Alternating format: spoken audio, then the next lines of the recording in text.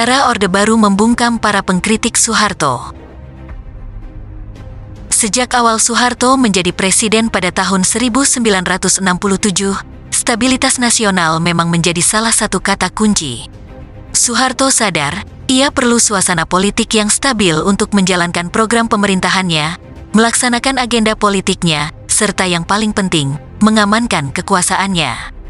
Menurut Fatur Rohman dan Surahmat dalam buku Politik Bahasa Penguasa, Soeharto mendorong kampanye stabilitas secara masif dan repetitif. Konsep stabilitas yang dikampanyekan Soeharto, kata Fatur dan Surahmat, sangat ambigu. Istilah tersebut menjadi topeng, pembenaran, atau alat legitimasi membungkam lawan politiknya.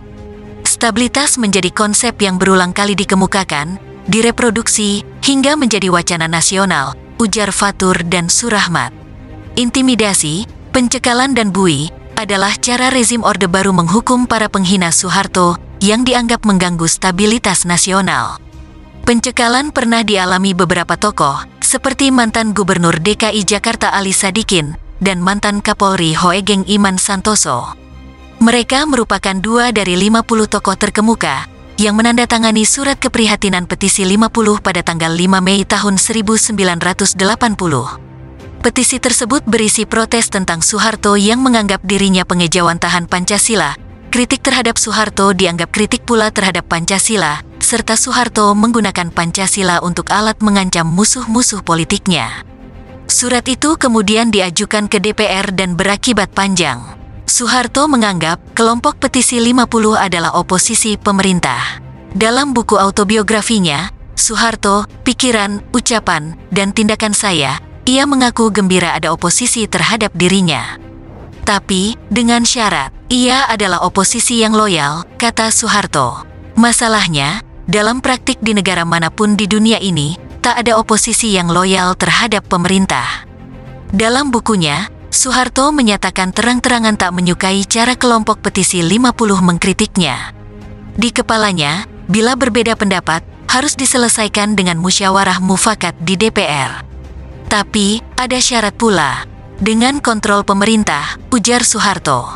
Ia menganggap para tokoh petisi 50 berusaha menjatuhkannya dari kekuasaan dan tak tahu apa-apa soal Pancasila. Imbasnya, Hoegeng yang setelah pensiun dari kepolisian memimpin grup musik The Hawaiian Seniors, dicekal Orde Baru. Hoegeng hanya main gitar Hawaiian saja di televisi dilarang, karena ikut kirim surat keprihatinan bersama kelompok petisi 50, tulis Wimanjaya Kiper Liotohe dalam buku 20 Bodoh Besar Soeharto. Ali Sadikin bahkan mengalami pencekalan sosial dan politik. Dalam buku, Pres Bertanya Bang Ali menjawab, ia mengisahkan segala pencekalan itu. Ia mengaku, kedutaan asing mencoret nama anggota petisi 50 yang biasa diundang mereka.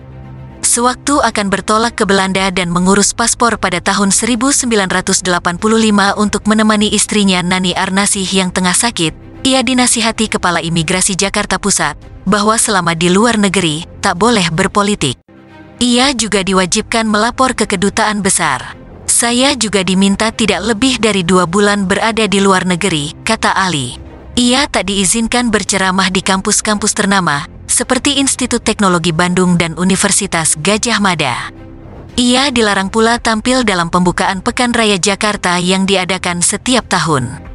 Padahal, saya yang mendirikan Pekan Raya Jakarta, tuturnya. Orang yang diperintahkan untuk mengendalikan para tokoh petisi 50, termasuk Ali, adalah Sudomo. Pada tahun 1988 sampai tahun 1993, ia menjabat sebagai Menteri Koordinator Bidang Politik dan Keamanan.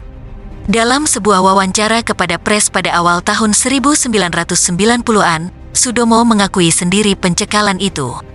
Cekal tanggung jawab saya. Kalau Ali mau menuntut ke pengadilan, silakan.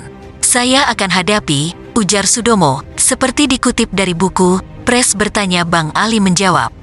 Ketika masa Orde Baru, sebuah undang-undang warisan rezim demokrasi terpimpin Soekarno masih dipakai, yakni Undang-Undang Nomor 11 PNPS 1963 tentang pemberantasan kegiatan subversi.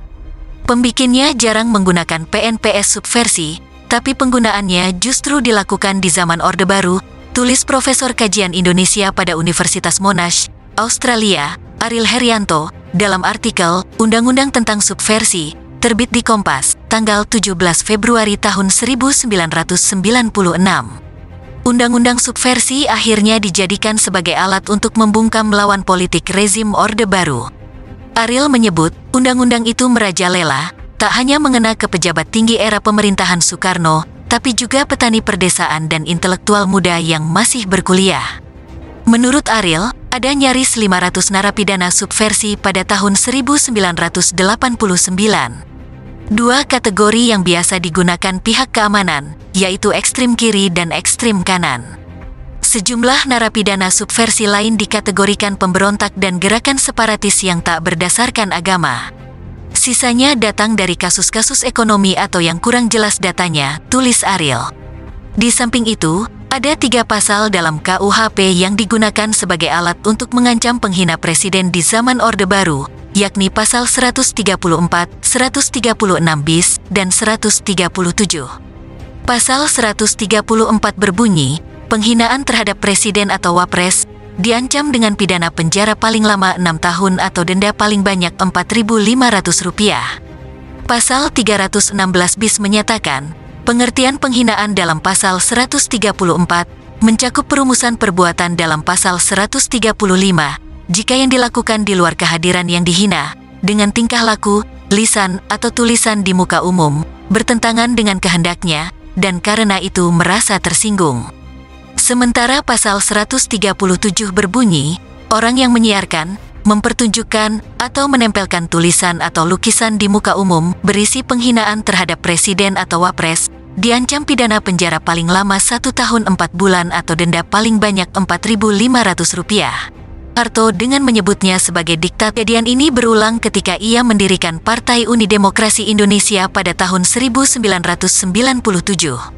Sri Bintang dijebloskan ke penjara lantaran dianggap melakukan tindakan subversif. Barangkali nasib Wimanjaya lebih beruntung ketimbang Sri Bintang yang dipenjara.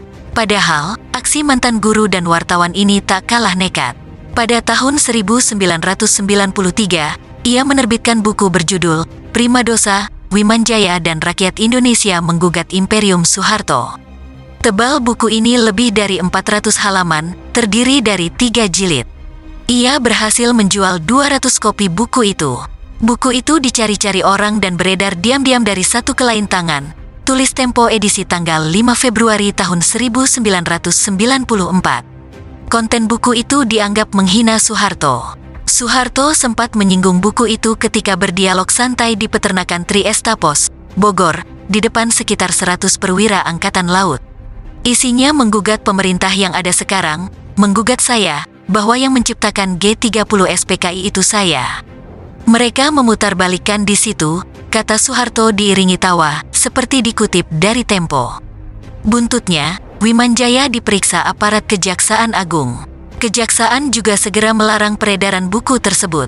Pada April tahun 1994, Wimanjaya ditangkap aparat. Ia diinterogasi atas tudingan menghina presiden dan diancam penjara 7 tahun 4 bulan.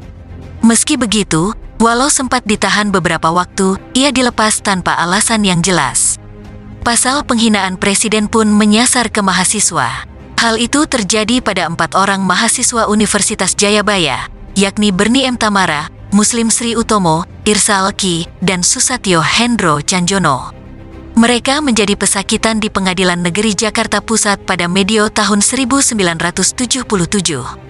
Mengutip Tempo edisi tanggal 11 Juni tahun 1977, ketika mengadakan kegiatan Pekan Orientasi Mahasiswa pada tahun 1976, mereka dianggap menghina presiden dan ibu negara. Saat itu, Ketua Dewan Mahasiswa Jayabaya, Harif Harahap, meminta kepada Bernie dan kawan-kawan membuat konsep kritik terhadap pemerintah dan DPR. Mereka mengangkat dugaan korupsi di Pertamina yang tengah hangat. Lalu, mereka menggunting kata-kata di koran dan majalah, disusun sedemikian rupa, sehingga dapat ditafsirkan menghina presiden dan istrinya. Kertas guntingan tadi lantas difotokopi dan malah beredar keluar kampus. Karena dianggap tindakan itu memalukan, jaksa meminta hakim menghukum 2 tahun penjara buat mereka yang tampil di meja hijau tanpa seorang pengacara. Di akhir persidangan, Hakim memutuskan seluruh terdakwa dihukum masing-masing 1 tahun penjara, potong tahanan.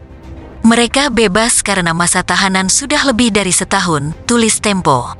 Setelah Soeharto lengser pada tahun 1998, pasal penghinaan presiden masih dipakai. Menurut Tempo edisi tanggal 16 Mei tahun 2005, pasal 134 KUHP yang kerap digunakan pada masa Orde Baru memuat sanksi yang jelas. Namun, batasan soal perbuatan menghina tersebut tak jelas.